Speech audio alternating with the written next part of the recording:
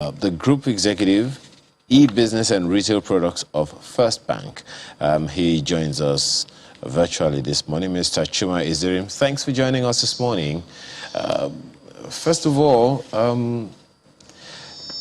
FirstBank is said to have made something in the region of 28 billion naira from e-banking alone in the first half of 2021, despite the challenging business environment. What's the secret? I would like to, if you can share that secret out, I'd want to do business as well.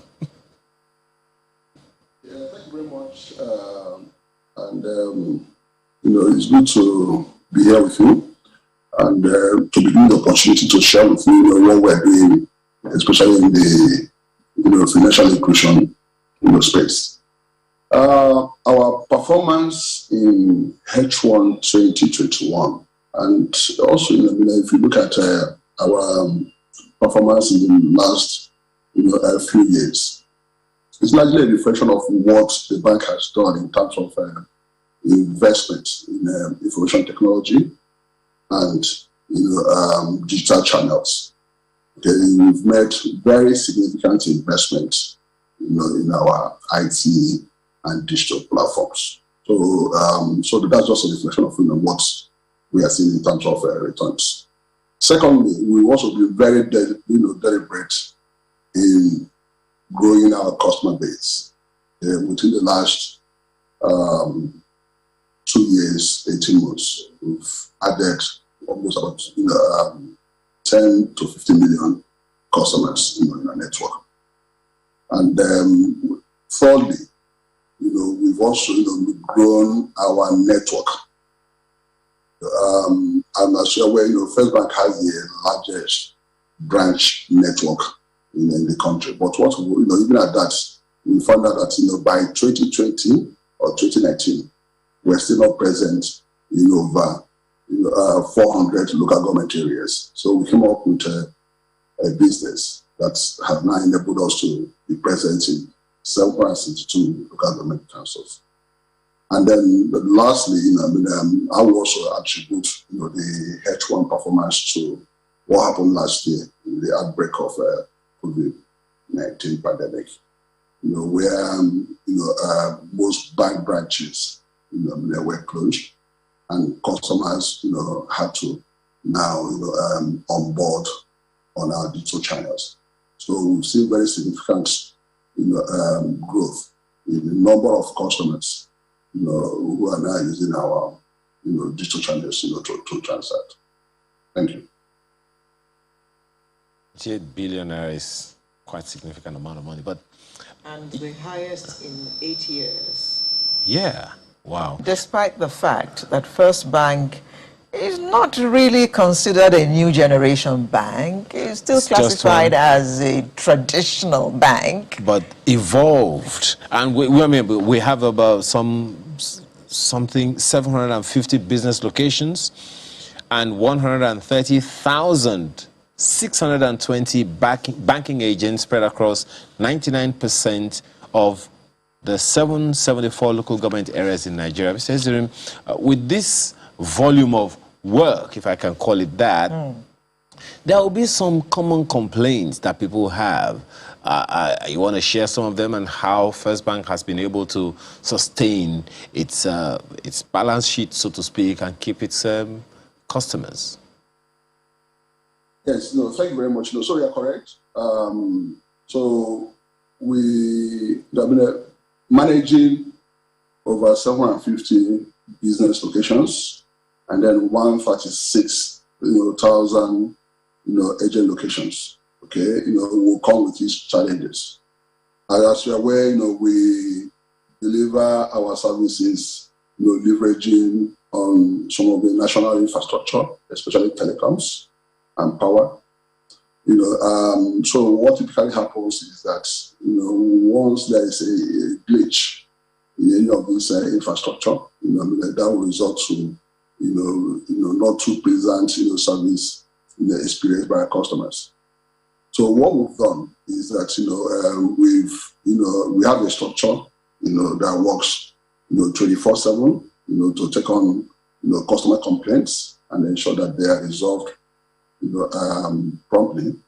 We also, of course, the most important is, for us is the first contact, where customers can call, or access, through any of the social media, channels, for them to make complaints.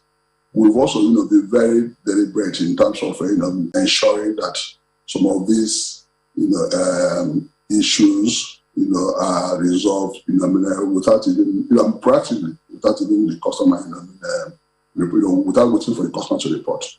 Okay, so for us, it's quite, an interesting but very challenging, task, managing, close to about 150,000, service locations when you include our ATMs and other, channels, through which we serve our customers. Okay, considering, the peculiarities of this market. Mr. Ezirim, despite the fact that First Bank is still classified as a traditional bank, pardon the choice of my choice of word, how have your customers received your electronic offerings? That's a very interesting question. There is nothing wrong. You don't, feel very bad in, saying that we're a traditional bank. Traditional in the sense that we've been around for 127 years, going to 128 years. There are very few institutions in the world that have survived, 50 years, not top of 100 years. Okay, so it's something that we're very proud of. But let me also say this, is a session that we're dealing with. Okay, and the good thing is that there are industry statistics to show actually the position of each of the players, when it comes to digital or innovation. We today account for about more than 25% of digital banking transactions that happen in the country. So if we're a traditional bank, the way people perceive us, why would a bank like FirstBank account for 25% of transactions that happen in this country? Okay, considering the fact that we are over 25 banks. I'm not even talking of the other banks or the other players. So we've done a lot. Some of us did not start from FirstBank. We also worked with some of these other banks that today you consider new generation. We worked in those banks. So there is nothing unique that those banks are doing that we're not doing. Our infrastructure is even more modern than most of these banks that because they are modern. And in terms of the workforce, the average age of people that work in FirstBank is less than 35. So it's just a perception that people will consider. But the good thing is that the industry knows, the regulators know, okay, the performance of all the banks when it comes to digital. It's interesting that the way you responded to Alera's question, but I'd like to ask it a little differently in terms of customers. You do have individual customers as you have corporates. My own question is around financial inclusion for micro, small, and medium businesses. A good number of them, some of them would rather just keep their monies at home. So if there are those, of course, that there are those that are, as we say, unbanked in Nigeria, we still have them.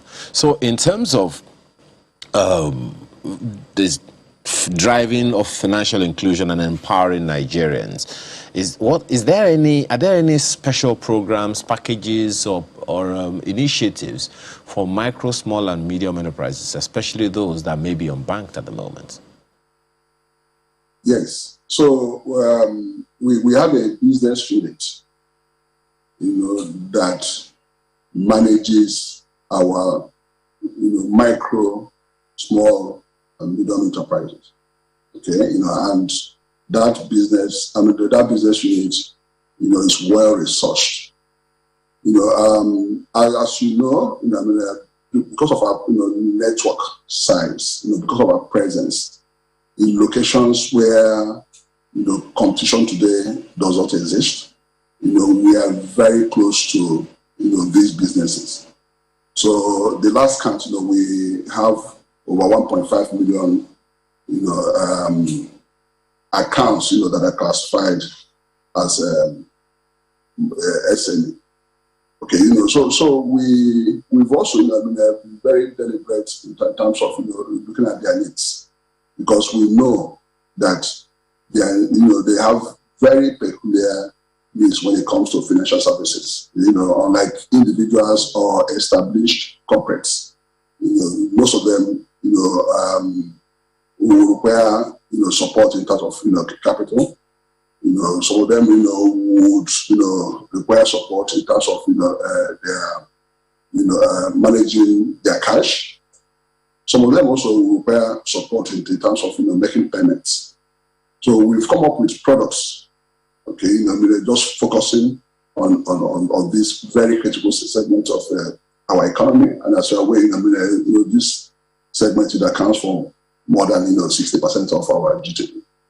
And so they are very, very important, okay, to the growth of this economy. So we are very focused about it. And the good thing about it, like I said earlier, is that our presence in our network size, gives us, that competitive advantage, to reach out to this, to them.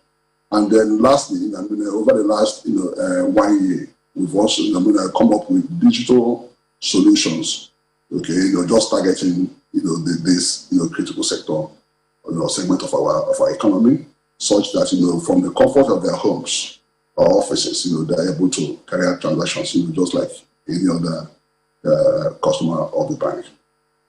Talking about the digital solutions that you talked about, how is FirstBank driving digital financial inclusion? Are there electronic innovations and products pioneered by FirstBank that are bridging this financial inclusions gap? Yes. So we are very proud of what we have done, at least in supporting the efforts of central bank and of course the government in driving financial inclusion, at least within the last 3 to 4 years. The biggest challenge we have in the economy is that before FirstBank introduced agency banking at the commercial scale, we had problems with access to financial services. More than 500 local government councils in Nigeria before 2017 did not have any presence of any bank branch or financial institution, or any institution already financial services. So what we did, and which I said we are very proud of, is that we came up in 2016 with a bank-led and bank agnostic agency banking network. Okay, that now serves all customers of all the banks in Nigeria.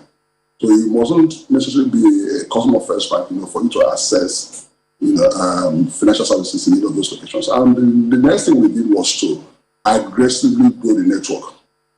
And so today we are in 772, local government councils. The only two that were not present, do not have economic activities because of, the activities, of, the bandits.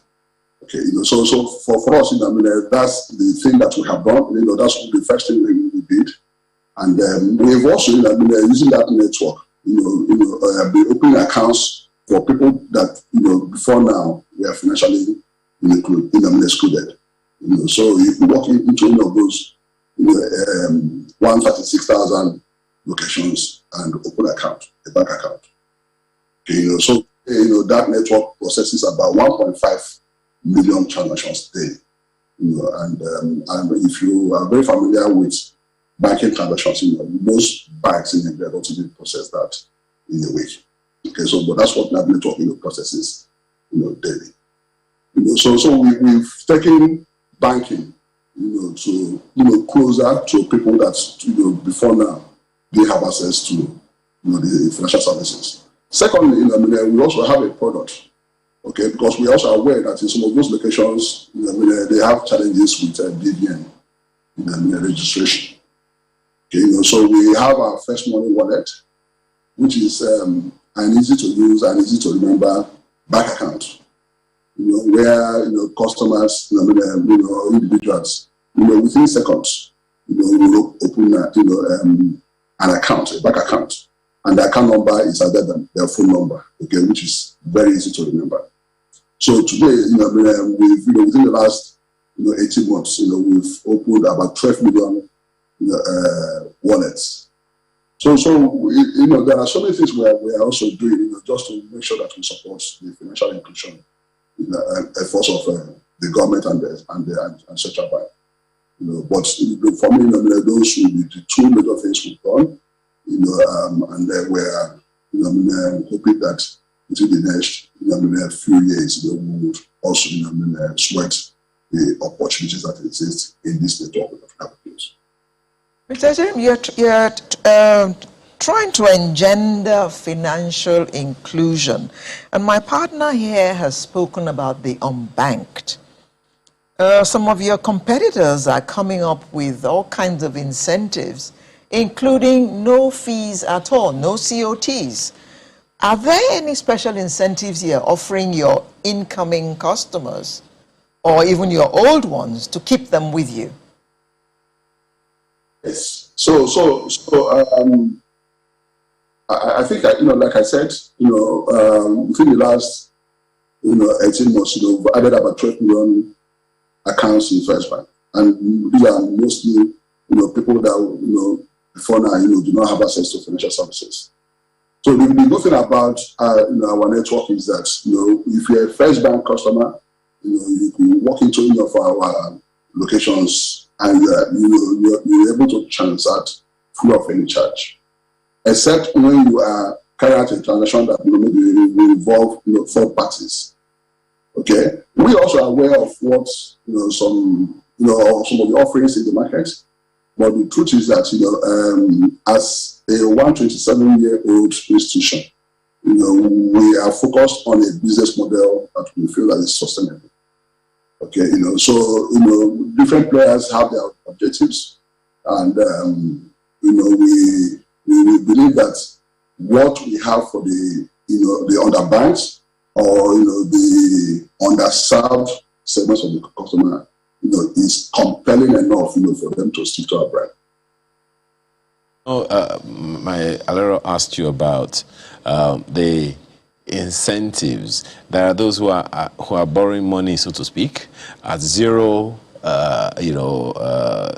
interest rate or zero fees. That's the word. Some have no commission on turnover. Yeah, and all those things. Those are definitely significant incentives, and especially when the CBN's current CBN interest rate is 11.5%. But then your bank has been growing its innovation aspects for quite a while. So what then would be the bank's latest electronic banking innovation that might spur growth maybe further? Let me make this clarification, okay? I don't want to go into the details. In answer to Leo's question, the truth is that we have accounts, that customers can operate without paying any annual maintenance fee. Okay, we have, so it just depends on what the customer wants. Okay, so I just need to make that clarification, because it's not something that's very new in the industry, although some people are just want to hyping it. But going back to your question, yes, the way we see e-business or electronic banking business is that it's a platform game.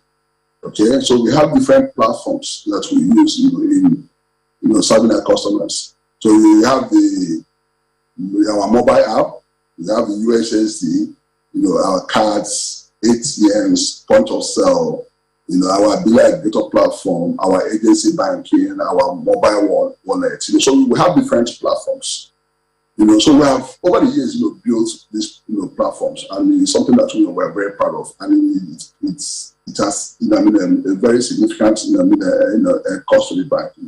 But the truth is that we also begin to we have started seeing the benefits in the investment we've made. Over the next years, just to answer your question, we will begin to layer services, okay, on these platforms, okay, targeting some segments. So what you have is something that you can consider maybe a plain vanilla, okay, service offerings.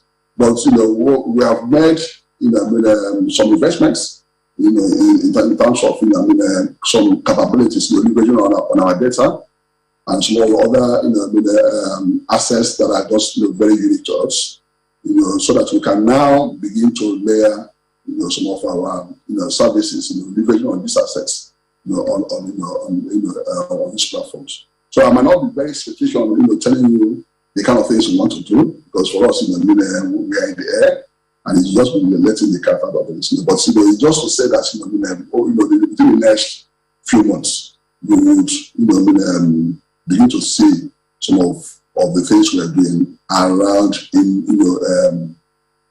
sweating the opportunities on our digital platforms.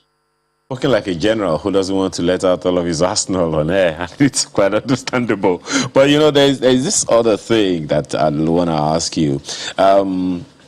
What channels, would you say got the most adoption, from customers over the first half of 2021, and which as well contributed to the largest chunk of revenue for First Bank? 28 billion naira is no small change.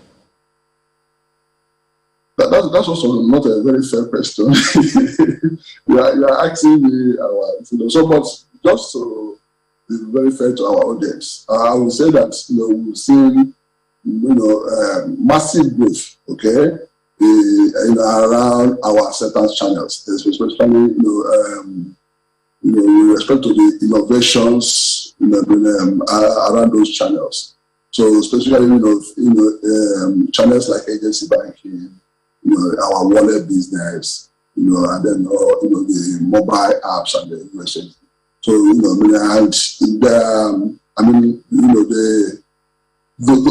those channels, based on what also is happening in the market, are like the areas that customers using just to transact. So for us, it's largely around innovations on our acceptance channels. I know that you usually have stuff to give your shareholders at the end of the day. I wish there was something for customers as well. Don't answer that question. Just want to thank you very much, Mr. Chuma Ezirim, Group Executive, eBusiness and Retail Products, First Bank. Thank you so much for your time this morning. Thank you very much for having me. All right.